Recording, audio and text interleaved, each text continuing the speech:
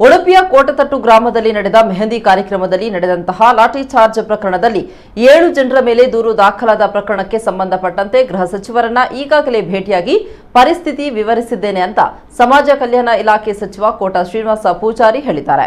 ಅವರು ಸ್ಪಷ್ಟವಾಗಿ ಹೇಳಿದ್ದಾರೆ, ಕೊರಗ ಸಮುದಾಯದ ಒಬ್ಬನೇ ಒಬ್ಬ ಸಂತ್ರಸ್ತನಿಗೆ ಯಾವುದೇ ರೀತಿಯಲ್ಲಿ ತೊಂದರೆಯಾಗದಂತೆ ಸರ್ಕಾರ ನೋಡಿಕೊಳ್ಳುತ್ತೆ.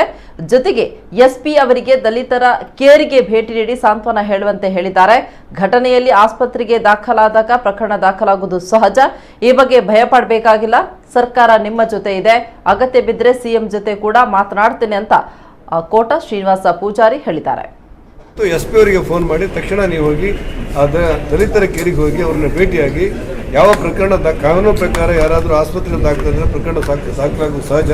ಆದರೆ ಯಾವುದೇ ಕಾರಣಕ್ಕೂ ಕೂಡ ಆ ನಿರ್ದೋಷಿಗಳ ಮೇಲೆ ಏನೂ ತೊಂದರೆ ಆಗದಿರಂತೆ ನಮ್ಮ ಸರ್ಕಾರ ನೋಡಿಕೊಳ್ಳುತ್ತೆ ಅನ್ನುವಂಥ ವಿಶ್ವಾಸದ ಮಾತನ್ನು ಹೇಳಿದ್ದು ಮಾತ್ರ ಅಲ್ಲ, ಎಸ್ಪಿ ಅವರಿಗೆ ನಿರ್ದೇಶನ ಕೊಟ್ಟು ಆ ದಲಿತರ ಕೇರಿಗೆ ಹೋಗಿ ಅವರಿಗೆ ಸಾಂತ್ವನ ಹೇಳಬೇಕು, ಅವರಿಗೆ ಧೈರ್ಯ ತುಂಬಬೇಕು ಅನ್ನುವಂಥ ಮಾತನ್ನು ಹೇಳಿದ್ದಾರೆ.